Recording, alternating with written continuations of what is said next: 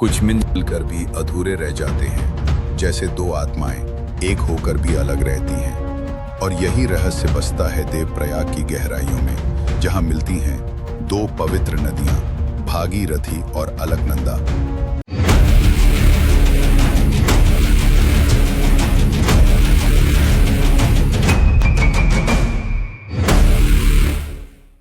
मिलती हैं लेकिन घुलती नहीं। अलकनंदा हिमालय की छांव में बद्रीनाथ धाम के पास माणा गांव के सतोपंथ ग्लेशियर से निकलती है। ये नदी ऋषिकेश, रुद्रप्रयाग और नंदप्रयाग जैसे कई स्थानों से होते हुए आती है। भागीरथी ये निकलती है गंगोत्री ग्लेशियर से, जिसे गौमुख कहते हैं। यहीं राजा भागीरथ ने तप करके गंगा को धरती पर उतारा था, इसलिए इस धारा को भागीरथी कहा गया। दोनों नदियां अलग अलग दिशा, वेग और रंग लेकर बहती हैं। एक शांत गहरी, दूसरी तेज उग्र। देवप्रयाग का चमत्कार। देवप्रयाग यानी देवों का संगम। यहीं पर ये दोनों नदियां मिलती हैं और यहीं से जन्म होता है गंगा का। लेकिन इस मिलन में एक अजीब रहस्य छिपा है।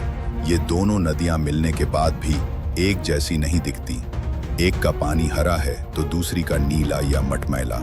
कई किलोमीटर तक ये रंग अलग अलग दिखाई देते हैं, जैसे कोई शक्ति इन्हें अलग रख रही हो। Scientific reason. विज्ञान क्या कहता है? विज्ञान कहता है Alaknanda carries more glacial silt and minerals, इसलिए उसका रंग थोड़ा मटमैला होता है।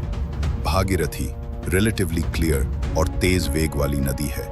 दोनों का तापमान, घनत्व और मिनरल कॉम्पोजिशन अलग है, इसलिए ये कुछ दूरी तक मिक्स नहीं होती। इसे कहते हैं डेंसिटी फ्लो सेपरेशन, जहां दो लिक्विड्स मिलने के बाद भी अलग रहते हैं। लेकिन स्पिरिचुअल मिस्ट्री, आस्था क्या कहती है?